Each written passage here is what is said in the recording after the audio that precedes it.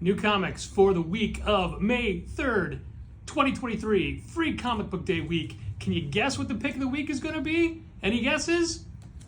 Peacemaker Tries Hard, #1.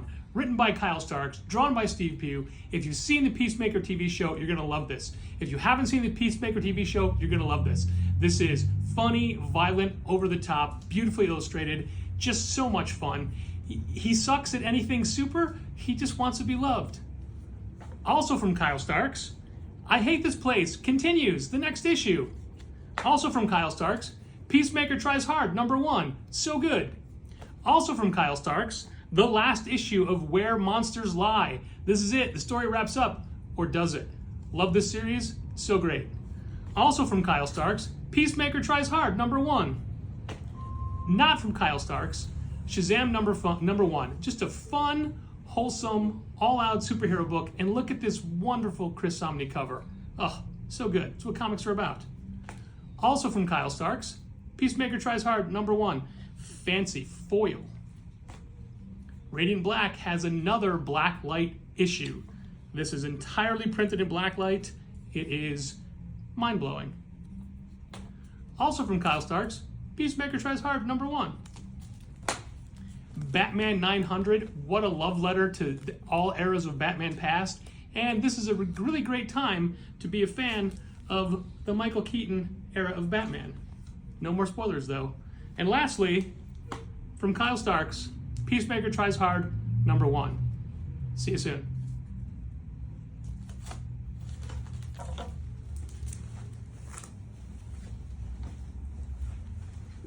Why want a book on display?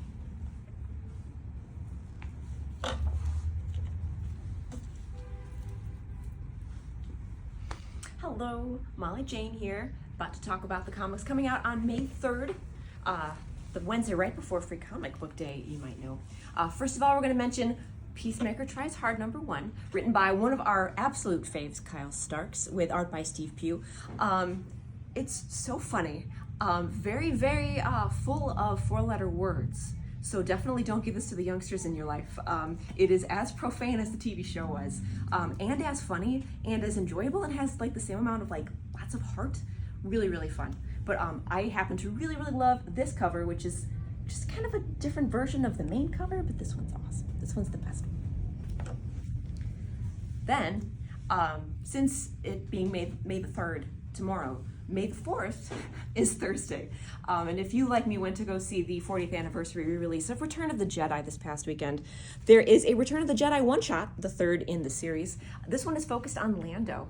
It's written by our bud Stephanie Williams, with art by Alvaro Lopez. It's actually really fun.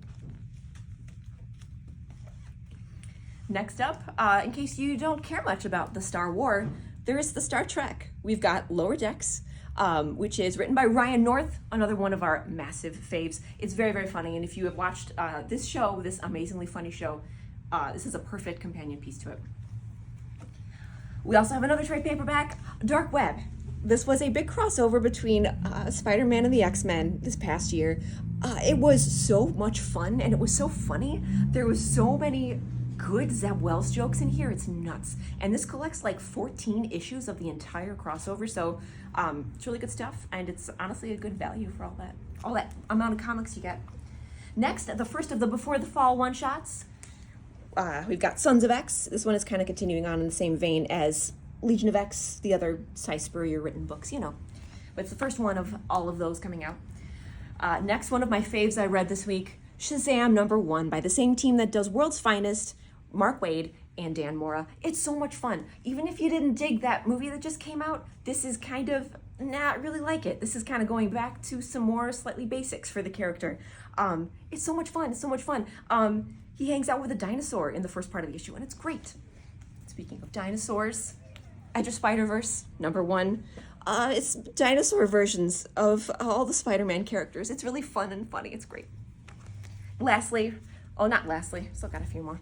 Batman #900. At the end of this issue, Jorge Jimenez does amazing jumping around, mimicking every single favorite Batman artist you've ever had, ever. Every single one. It's really good.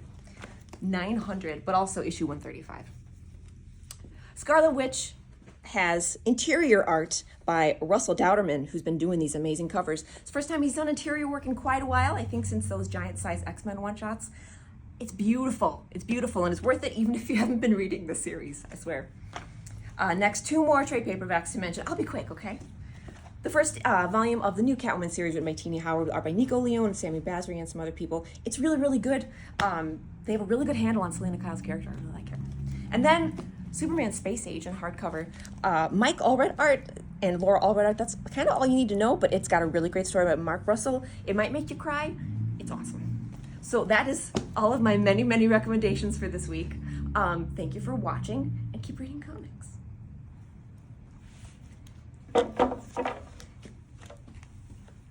What is it,